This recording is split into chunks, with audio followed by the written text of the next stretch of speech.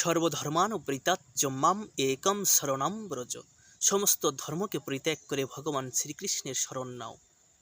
এই যে সর্বধর্ম পরিত্যাগ বলতে কি অন্য মনুষ্য ধর্মকে পরিত্যাগ করে ভগবান শ্রীকৃষ্ণের চরণে আত্মসমর্পণ করতে বলছে? এটি নয়।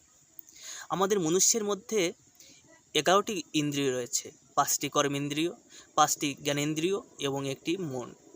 এই যে ইন্দ্রিয়ের যে ধর্ম, অর্থাৎ আমাদের যে চক্ষু, এই চক্ষু বা দৃষ্টিন্দ্রিয়, আমরা এই চক্ষু দিয়ে সুন্দর জিনিস দেখতে ভালোবাসি, ভালো ভালো জিনিস দেখতে পছন্দ করি। আচ্ছা, সেই ভালো জিনিস যদি ভগবান শ্রীকৃষ্ণকে দর্শন না করি, তার শৃঙ্গার যদি দর্শন না করি, আর সেটি দর্শন না করে যদি আমরা যেটি দর্শন করলে কামনা বাসনায় আসক্ত হয়ে যায় জীব, সেটি দর্শন করা যাবে না। ওই জিনিসটা ত্যাগ করে, অর্থাৎ ওই ইন্দ্রিয়ের ধর্মকে পরিত্যাগ করে ভগবান শ্রীকৃষ্ণকে দর্শন করতে হবে, তার শৃঙ্গার দর্শন করতে হবে। তাহলে আমাদের দৃষ্টিন্দ্রিয় চক্ষুর যে ধর্ম সেটি সার্থক হবে। কর্মেন্দ্রিয়ের মধ্যে হাত রয়েছে বা পা রয়েছে।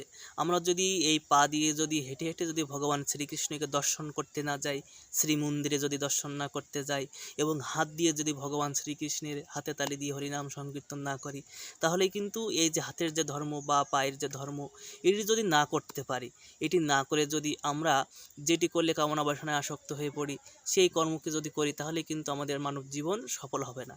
তাই এই যে হাতের যে ধর্ম, পায়ের যে ধর্ম, যেটি করলে কৃষ্ণ বহির্মুখ হয়ে যায়, কৃষ্ণকে ভুলে যায়, সেটি না করে আমরা এই হাতে তালি দিয়ে হরিনাম সংকীর্তন করব, পায়ে হেঁটে হেঁটে ভগবান শ্রীকৃষ্ণের মন্দিরে যাব, তাহলে এই যে পায়ের ধর্ম, হাতের ধর্ম, এগুলি সার্থক হয়ে যাবে।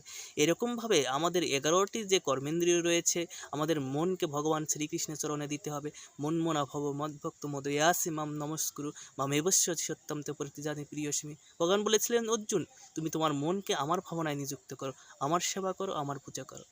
কিন্তু আমরা যদি সেটি না করে যদি আমরা এই জড়জগতের প্রতি আসক্ত হয়ে যাই, কামনা বাসনায় আসক্ত হয়ে যাই, তাহলে কিন্তু আমরা কৃষ্ণকে ভুলে যাব। কৃষ্ণকে ভুলে যে জীব অনাদি বহির্মুখ, মায়া তারে দেয় সংসারের দুঃখ, বিভিন্ন প্রকার দুঃখ পাবো। তাই আমাদের সেই ধর্মকে পরিত্যাগ করতে হবে। অর্থাৎ এই ইন্দ্রিয়, 11টি ইন্দ্রিয়ের যে ধর্ম, সেই ইন্দ্রিয়কে ভগবৎ সেবায় লাগাতে হবে, ভগবান শ্রীকৃষ্ণের চরণে আত্মসমর্পণ করতে হবে।